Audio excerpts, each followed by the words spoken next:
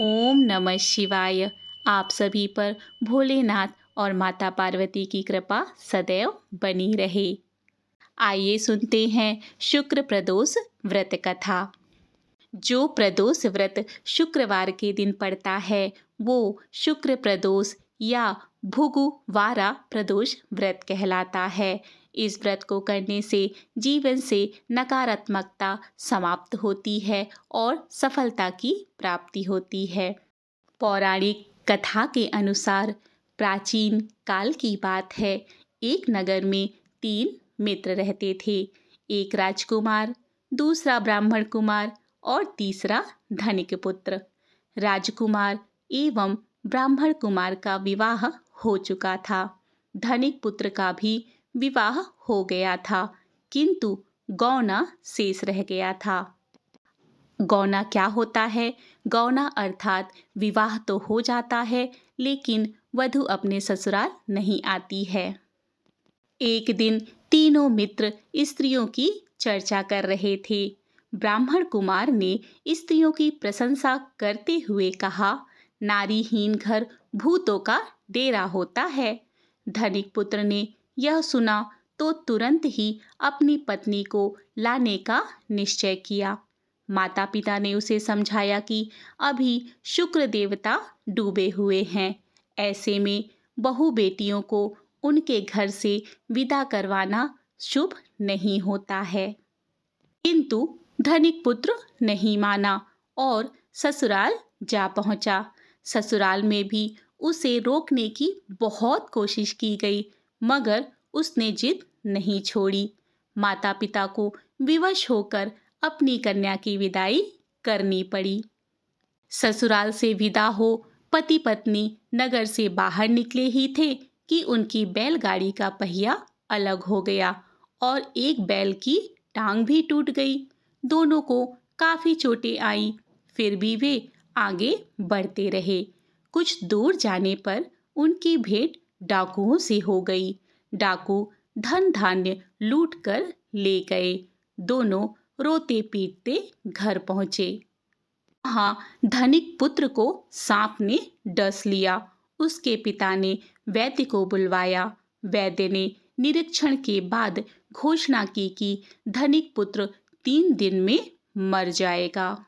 जब ब्राह्मण कुमार को यह समाचार मिला तो वह तुरंत आया।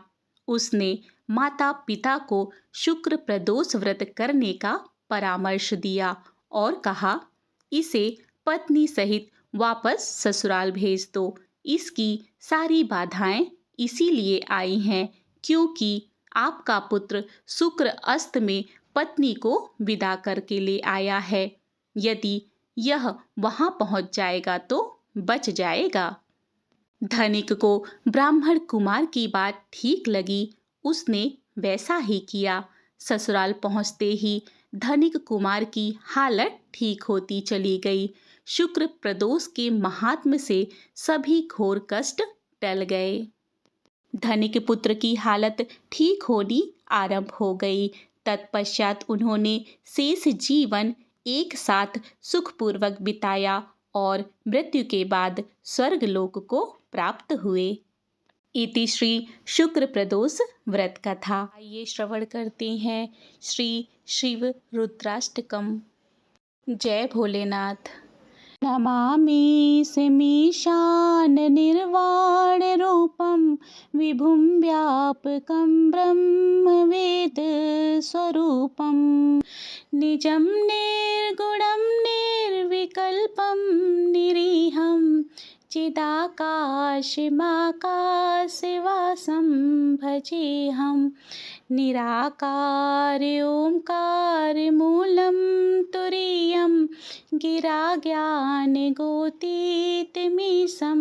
गिरीशं करालं महाकालकालं कृपालं गुणागार संसारपारं नतोऽहम्।